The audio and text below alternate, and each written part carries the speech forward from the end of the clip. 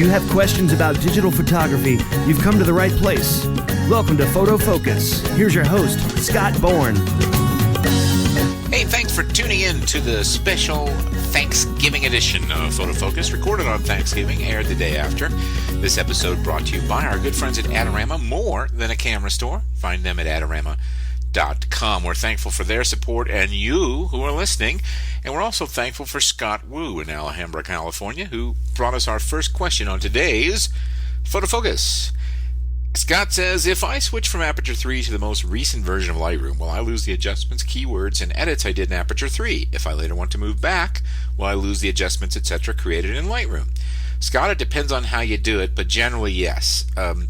Here's the thing. We have what we call master files that are stored in Aperture 3 and the originals in Lightroom's catalogs. When you make changes, you're making just basically what we call an edit display list. It's a text file is all it is that gives instructions to Aperture or Lightroom to apply those changes on export. If you want to keep the changes you've made so far in Aperture 3, all you need to do is export a version of the highest quality, in my recommendation, to Lightroom, as well as the original master, which will have no changes made to it. That way you have both the original without changes and a version that has the changes that you can bring into Lightroom. Now, if you make adjustments in Lightroom, you face the same problem. The originals can be sent back to Aperture minus any particular adjustments, and the versions that you create in Lightroom can be sent over with the adjustments. So if you want to make sure you have the adjustments, you're going to have to send the versions. But remember, those will be baked in at that point, and you will not be able to undo them in the new program. I hope that makes sense. The next question comes to us from Jake Williamson in Brisbane, Australia. And Jake wants us to know he's originally from the UK. Well, congratulations, Jake. How are you adapting to the Vegemite? That's my question. All right, here is the question. I've got a major problem with zoom creep. My Canon 17 to 85 and my 55 to 250 both extend themselves whilst pointing downwards, even at a slight angle. While this isn't a major issue handheld, it's a pain when using a tripod, as just when you think you framed the shot, the lens moved and the focal length changes and goes out of whack. What I want to know, is this normal? What can I do to stop it? The problem has gotten worse the more I use these lenses. Okay, Jake, many of the less expensive lenses, and yours fall into that category, suffer from zoom creep. All lenses can eventually suffer from zoom creep if they are used a lot. It is fairly normal to have some degree of zoom creep. I'm not personally familiar with either of those lenses, the 1785 or the 55 to 250, so I don't know what regularity they suffer that problem with. But sometimes it's so bad you need to send them in for service. However, there is a product which I have not used, but which I have seen highly recommended, and I've looked at it when I've been at trade shows. It's called the Lens Band, Lensband. Look that up on Google or your favorite search engine. And this device is designed to stop zoom creep. So short of sending your lenses in for repair, and that repair may not even help you because, like I say, it may be endemic to those particular zooms to have some amount of zoom creep, this lens band may be the solution. And there may be other products out there that will do the same job. I'm not endorsing this product. I've never used this product. I have seen one. I have heard others who like it, but that is the only solution I can give you, short of sending your lenses in for repair. Remember, that may not fix the problem. All right, the next question comes from Ernest. That's all we have here. Come on, staff, we need to get the name and town, please. I always have red eye problem when I'm using a ring flash for portraits. I know how to remove red eye with Lightroom or Photoshop, but I prefer to prevent the red eye problem. Do you have an idea of how to make a photo with a ring flash without red eye? Well, Ernest, it depends on the ring flash, but that is a standard issue with these flashes, the way they work. So one of the things to do is to perhaps try to change the angle of the ring flash, and that may be just enough to avoid the red eye. The other thing you can do is what we call a pre-flash. And some cameras have these built in. Sometimes you have to just sort of like hit a button and trip the flash once right before you shoot That will cause, the pupil to react prior to the actual shot. That's another trick you might try. But I can tell you that with all the ring flashes I've personally used, it's something you constantly battle.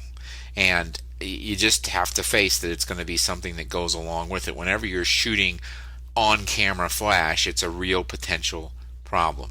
My suggestion is to try the pre-flash method. That's my first suggestion. And sometimes just a slight angle adjustment on the ring flash will help, although that's a less effective method. But there are a couple of ideas for you. Before we go on, I do want to mention a couple of things. Number one, my new book, Skip Cohen, is in stores right now. It's at Barnes & Noble. I guess that's about the only bookstore left. Maybe Books A Million. And, of course, over at Amazon. So check it out. It's called Going Pro if you're interested in becoming a professional photographer. I want to mention the website, photofocus.com. It's updated 7 days a week, including holidays, with free, fresh content, news you can use, reviews, and all sorts of stuff related to photography. We've got thousands of posts there for you to peruse. And last but not least, I do want to mention that you can get this show on the 5th, the 15th, and the 25th of every single month, barring some sort of bandwidth issue. We've never had it, but it could always happen. So now that we've taken care of business, let's move on to a question from Gary Meyer. Gary says, I know you have the Sigma 300 to 800 lens. I have one as well, and I'm wondering how you travel on a plane with it. I've been putting the lens in the case it comes with and then putting all that in a duffel bag and packing stuff around it and then checking it with the airline. So far that's worked, but I'm sure there's a better, safer way. Perhaps a Pelican case. Any ideas? I've got tons of ideas, Gary. Here's my first idea. I don't ship the lens with the airlines. I send them ahead with somebody like FedEx or UPS. Okay? That's the best bet because, frankly, unless you're flying first class, you're going to have to pay pretty much to check luggage on most airlines. If you're going to pay, you might as well pay somebody like UPS to go ahead and ship it ahead. That way it's waiting for you at your destination. Another potential solution that I employ is I don't ship as much gear on when I travel these days. I just have Borrow Lenses do it for me. They are a sponsor, but I still have to tell you it's the best way to do it. Have Borrow Lenses send you some gear, then you don't have to carry as much. But since you already own that lens, you'll obviously want to bring it. The other thing to do is look at cases like a Pelican case. But remember, the TSA can and does go through everything often that's checked on an airline. And when you put it in a Pelican case, they're not necessarily going to be careful with it. And they may lose the lens hood. I've had it happen. Or they may lose the foot or the rubber gasket that comes with the lens and seals it to the lens hood. They're not necessarily rocket scientists over there at TSA, and no offense to anybody, but it's just a fact. I've had lots of issues with TSA, and that's why I don't fly commercially anymore with any gear. So I would recommend a Pelican case or something like that if you're going to ship with the airlines, but I think you're much better off following the practice I do, which is to ship ahead. Now, if you know somebody, you can ship to them and have them hold it for you. Another popular method is to simply call the hotel where you're going to stay when you're traveling and say, look, I'm going to be there on the 3rd. I'm going to have a package from FedEx addressed to me. I'll have it say hold at front desk for pickup. Is that okay? Get the name of the person you're talking to. And always, always, always, always, Gary, get it insured. Do not send it thinking that your homeowner's insurance will cover it, because it probably doesn't. Get a separate rider for it. Send it insured. That way, if you do lose it, at least you have some compensation. I hope you found that all helpful. Hey, thanks to SmugMug for sponsoring this particular show and, of course, the Photofocus.com website. SmugMug's a great place to show and sell your images as well as to show your video. I think it's a sleeper when it comes to video. I think it's the best video hosting on the planet. I've been hosting my video with SmugMug for the Photofocus site for a long time, long before they were sponsors, because I just thought they were the best solution. I trust their terms of service. Their quality is amazing. It's better than anybody else's, in my opinion. So check them out for that. They have all kinds of stuff available. Go over to smugmug.com. You can just click on the banner at the Photofocus.com website if you need help finding the link, and check them out. We appreciate their support of Photofocus. Okay, let's take a question from Jorge Areujo. I hope I said that right. Thank you for trying to tell me how to say it, Jorge. I live in Los Angeles, says Jorge, so I have access to celebrities on the street all the time. My question is, if I take a picture of celebrity, say at the zoo, coming out of a restaurant, or just walking on the street, can I post these images on my blog, YouTube channel, Facebook, website, etc.? Basically, I would not have model release forms, but would I need it? Okay, Jorge, I can't give you legal advice. That's number one. Let me tell you what I would do.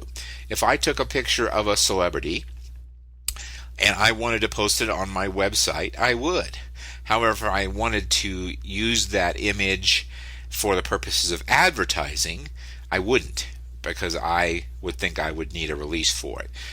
I always tell everybody, if you can get a model release, it's always the best policy. Whether you need it or not is not the issue. It's just easier if you get a model release. Now, many celebrities, as in most celebrities, as in almost all celebrities, as in every single one of them, won't sign it. So you're going to be stuck because they make a living on their likeness, and if you try to make a living off their likeness, you might find yourself in trouble. But you certainly, if they're in public, you can take their picture, and I do take people's picture if they're on the street, whether they like it or not. If they don't like it, then they shouldn't be celebrities. But I also try to do so in a respectful manner, and the only real value of taking the picture, though, frankly, is to use it editorially. And in my opinion, and you can't use it for advertising. So anyway, take the picture, but be careful how you use it. Thanks for the question. By the way, if you're like Jorge and you have a question for the Photofocus podcast, send it photofocus@me.com. We get thousands of questions, photofocus@me.com. However, we will take the ones we think are best and answer them on the show.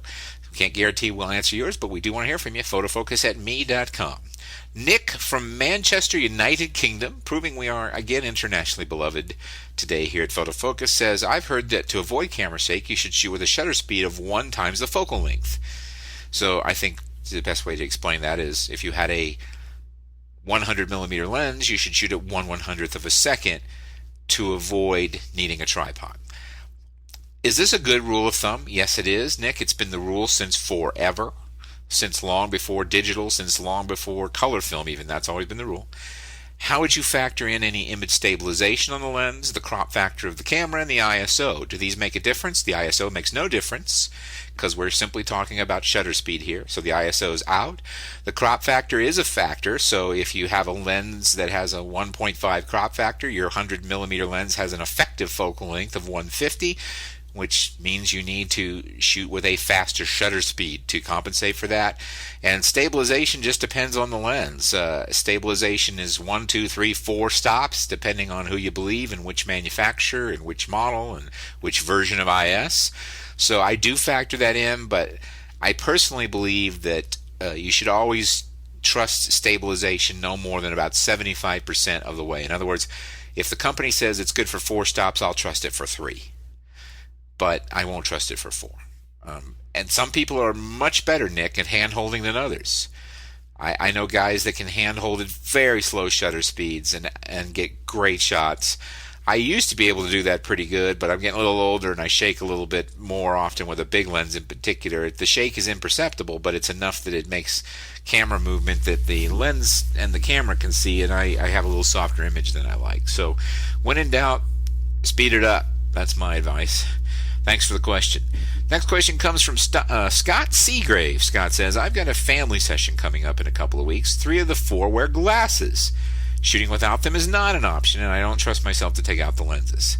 Maybe I'm getting a little cute with this, but would using a polarizer work for eliminating the glare off their glasses? Any negative things I need to look out for? Yeah, Scott, a polarizer could work. It just depends on the angle, but you're going to lose a lot of light, and it's an unconventional method. I get asked this question a lot, and I think we answer this question a lot on the show. It seems like we've recently answered it, but the bottom line with glasses is if you can't take them off and you can't take the lenses out, you're probably just going to have to do something in retouching. But you can cheat the glasses down on the nose a little bit. That's one trick that works. You want to change the angle of attack of the light on the glasses. You can't cheat it down too much because then it starts to look unnatural. But probably the only thing you're going to be able to do in this case is do it in post. That's the way it works. I've said it on almost every photo focus, and we've done dozens and dozens of these shows. But photography is always about compromise. You got to give to get. You're going to give up something to get something. It's always a choice, and what makes good photographers good and bad photographers bad is good photographers make good choices. Now, what's a good choice here? That's up to you. But you do have a choice, and that choice often involves giving something up. Alrighty, Lou in Phoenix writes to photofocus@me.com and says, I'm looking for a photo scanner. The main use will be to scan old photos, but I also have some slides that I would like to scan. I want to keep the cost low. Models I've been looking at are the Epson Perfection, Canon CanoScan. Are these adequate? Is digital ice technology worth looking at? All the Epson Perfection scanners I have used are quite good. I have not tried a CanoScan for a long time, so I don't have an opinion on that. Digital ice technology does work. It is something you want to apply, although it's easy to overdo it. So I recommend using digital ice at its lowest setting. Otherwise, your images will be soft. But I will say, Lou in Phoenix, that sometimes it's just easier to send to one of these various scanning services.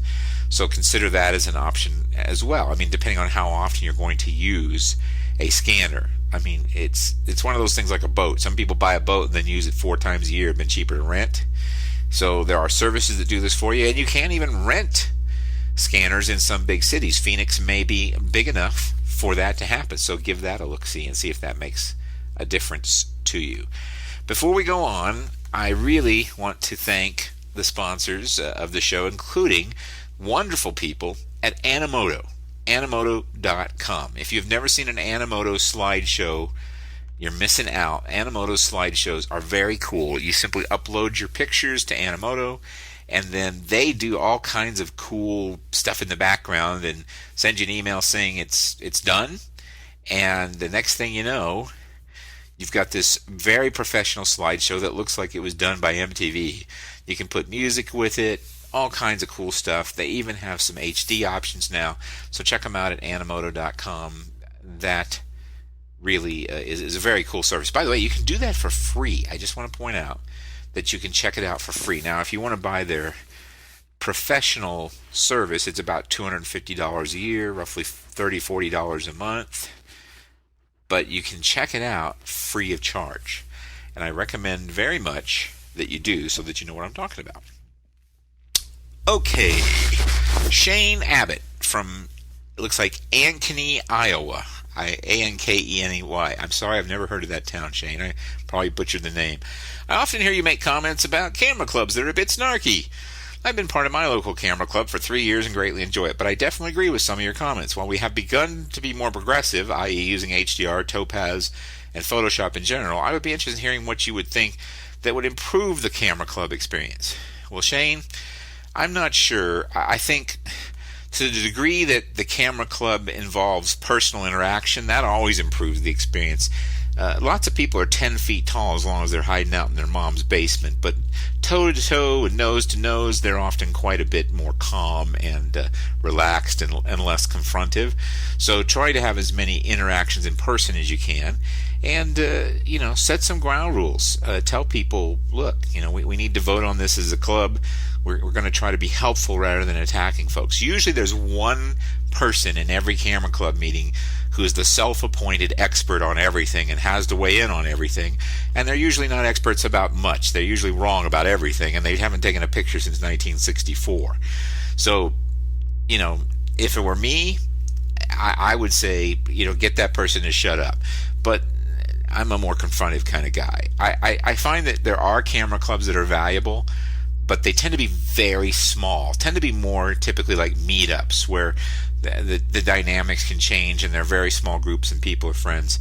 I think that the other thing you can do to make a camera club more valuable is to bring in guests so that you can hear different opinions. That's something you might want to consider. And I'm glad you enjoy your camera club. I personally haven't had a lot of great experience with them. They seem to be breeding grounds for pedantic trolls in my experience. Now, I know that's a bold statement and it's broad, and I apologize if I offend someone, but that's been my personal experience, and I'm allowed to have my personal experience, and you asked, so there you go. I would like to take a question now from Jacob Jansen in Bell River, Ontario, Canada. Oh, Canada. I have to photograph some children indoors with Santa, and the only gear I have is a D7000 with 18-105 lens. What gear should I rent? And do you have any advice how to photograph? I don't want the typical mall shots. Well, first of all, you don't need any gear. As far as I'm personally concerned, Jacob, with the potential exception of a flash or some lighting of some kind, because I have no idea what the lighting is going to be like where you're at. I don't know if there's already hot lights there, etc. So an SB900 is a great flash to go with the D7000, or some standalone strobes or hot lights. That's the only thing you would need to add to that kit. And as far as the advice on how to photograph, you don't want typical mall shots, then don't shoot in a mall, my friend. That's the bottom line. If you're going to shoot in a mall, you're going to get mall shots. Now, if you're not in a mall, if you have a little bit more control, obviously slowing things down helps a lot, Jacob. And, the kids are kind of high-strung in that situation there with Santa. There's a camera. There's, they're kind of like amped up. So what I would try to do is meet them in advance, and whatever you do, do not tower over them. The best advice I have for anyone that wants to photograph children is to get down on their level. If they're 2 feet tall and you're standing up there at 6 feet tall, you're an imposing figure and they might be afraid of you. So sit down on the ground. Every time I photograph kids, I get down on the ground so that I'm at their level. This immediately helps them relax and they think it's kind of fun. So that's a trick. The other thing to remember is get close, focus on the expression. Expression over perfection. You've heard that on this show if you've listened before. When it comes to portraits, expression, particularly with kids, is what sells. Get a good expression and everything else can suck, and mom will love the photograph, I promise. Thank you very much for that question. Remember, you can get stuff like that at borrowlenses.com. That's a great source for anything along those lines. Okay, this one from Jim in Salt Lake City is a perfect example of why I don't like camera clubs or online versions. I read that you should never take your digital camera on an airplane, says Jim. Reason being that the high altitude will start to do damage to your sensor. Are we kidding here, Jim? You really believe this? Here's the thing. I have taken digital cameras on airplanes since there have been digital cameras in airplanes, and I've never had any damage done to my sensor. This sounds like one of those crazy internet memes started by somebody who has done scientific study that shows that, in 1/100th of 1/1 billionth of 1/1 trillionth percent of all cameras, there's one tiny speck that happens on an airplane. You can take your digital camera on an airplane, you can check it in the cargo hold, you can carry it on the plane, you can probably dangle the thing off the tail. It's not going to hurt it, okay? So, Jim, take your camera on the plane and don't worry about it. Taking your camera on an airplane will simply never hurt it. And wherever it is that you read that, I want you to 86 that bookmark from your browser. I want you to put a big, perspective X through that. Don't ever visit that site again. Don't ever listen to that person again, because that person, I'm sorry to say, speaking bluntly, is simply a moron. All right, let's take another question. This one is CVS from Vienna, Austria, Europe. Wow, I don't think we've ever had a question from Vienna. That's pretty cool. I'm using some Canon gear and all my pictures are too bright. I dialed the flash composition 2 stops down and exposure also down by 1 stop. This seems to work now, but what could be the reason that everything is too bright? Does it make a difference if I use flash, direct or indirect? Mainly I shoot in aperture mode with the lens wide open. Well, you're asking me why your pictures are too bright, CVS, but I mean essentially the problem is that your exposure's wrong. So you're not getting the right combination of shutter speed, aperture, and ISO, the triangle we call it, to make a good picture. Now, when you're using flash and the pictures are too bright, my first thought is that you might want to consider switching to what we call TTL mode. In the Canon, it's called ETTL.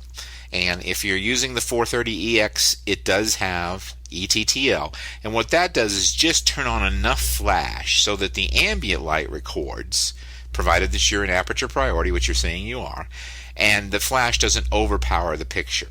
And then if the flash is still too bright, I wouldn't change my camera exposure. I would start by just turning the flash down.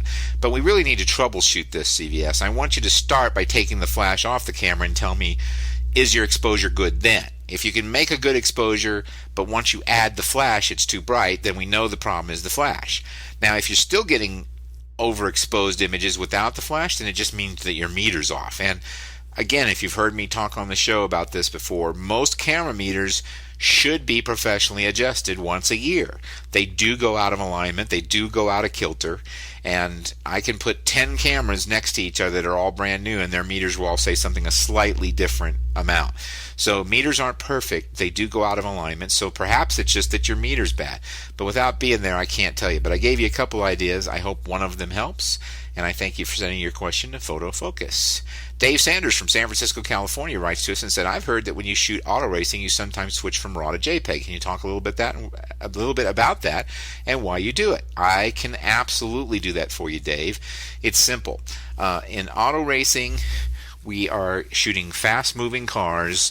The buffer fills very, very quickly, and the thing that you want to make sure you do is capture the action. So I think that you have to make a decision between RAW and JPEG in terms of, do I get the shot or not? And when you're shooting really high-speed racing and you know how to get a good exposure, and I do, and you set the highest JPEG quality, and I do, you can get an extra couple of shots out of the buffer. And we're trying to shoot 10, 12 frames a second and get as much action as we can. That's why I switch from RAW to JPEG. Now, if I'm shooting portraits at the racetrack, pictures of cars, etc., then yes, I will switch back to RAW. But the only exception to this is if I'm shooting into backlit situations, even during the race, then I will shoot in RAW because it gives me a little bit more control over how things look. So I hope that answers your question. One last sponsor to mention, Tenba. If you've seen me at any of the trade shows with my little orange briefcase over-the-shoulder bag, that's a Tenba messenger bag. And I've had that puppy for years. I've beat it up, dropped it, thrown it around, had it thrown down by people with cameras in it, and nothing happened. Keep my laptop in it, my cameras. It's an amazing bag. It's easy to work out of. It's easy to carry. It's got a million little pockets. It's affordable. Click on that Tenba logo there on the photofocus.com site, and you can see like a cool video of these bags. I really like them a lot, and they're not perfect for everything because there's no such thing as a perfect camera bag, but you definitely want to give them a try. I think you'll like them. So thank you for writing in and listening. All right, here we go. James Gates from Dallas, Texas says, I want to take pictures of historic buildings in Dallas for the historical value of the images. What's the best lens to use when doing so? I have a 24-70, but it's not working as well. And I would like for some of the shots in the entire front of the building. Anything else I should look for when shooting all the older buildings? Okay, when you're shooting buildings, one of the problems is the buildings tend to be tall, and you tend to have to tip the camera up, which gives you a distorted image. So one of the best things you could do is consider renting something that's called a tilt shift lens. This allows you to keep the camera back perpendicular to the building, but to adjust the front of the lens. Most professional architectural shooters will use a view camera or something with swings and tilts, because that way they can keep everything perfectly straight. Now, if you're not shooting up and you just want to keep everything straight and avoid the distortion you're going to find in something like that 24-70 zoom, I would recommend trying to get your hands on a 14 to 16 millimeter lens, something in there. Like in the case of Canon, for instance, they make a wonderful 14 millimeter rectilinear converted lens. It's extraordinarily expensive. You'd want to rent it from borrowlenses.com. It's almost, I don't know, $2,500, $3,000, but it is corrected so there will be no distortion. And that's the big problem when especially when you're using a zoom lens. That's always a problem, and I recommend that you use a fixed focal length lens at least, and then you'll have sort of a leg up on getting the building straight and not having to worry about those distorted lines. So give that a try, James, and thanks for the question. All right, here we go. What is the difference between European and US versions of cameras? And that's from Gene Davis. Okay, I'm trying to think how to answer this one. I think the best way to answer is just this. The US versions and the European versions are different because they are usually different company divisions, marketing arms, etc. So for instance, Olympus has a U.S. marketing arm and an Australian marketing arm. They don't report to each other. They're separate. They're completely different business units, so they have different terminology. I also think that some models do and don't make it overseas because of trade restrictions, both ways, by the way. Some things that are made in Europe don't make it to the States. Some things in the States don't make it over to Europe. And the US versions of cameras generally have tougher quality controls, and the warranties are definitely a little bit different. And so if you're buying a US version of a camera, it's usually going to have better quality control and a better warranty. The European versions of cameras are generally going to be a little bit cheaper. So that's it. I mean, basically a camera is a camera, and they all work fine. And if you live in Europe, I wouldn't worry about buying European versions of cameras, and if you live in the U.S., I wouldn't worry about buying U.S. version of cameras. Just buy what you can buy locally. You're going to be better off in terms of warranty service and things like that. So thanks for the question. That's all the time we have for the Thanksgiving edition of Photofocus. I got to go meet my buddy Artie and have Thanksgiving dinner, which we do every year here at Bosque del Apache, all the photographers who come, and I'm glad that I got to spend part of my Thanksgiving with you, and we will look forward to seeing you on the very next episode of the show. Until then, remember what I always say, go out there and make pictures, don't just take pictures. See you on the next Photofocus.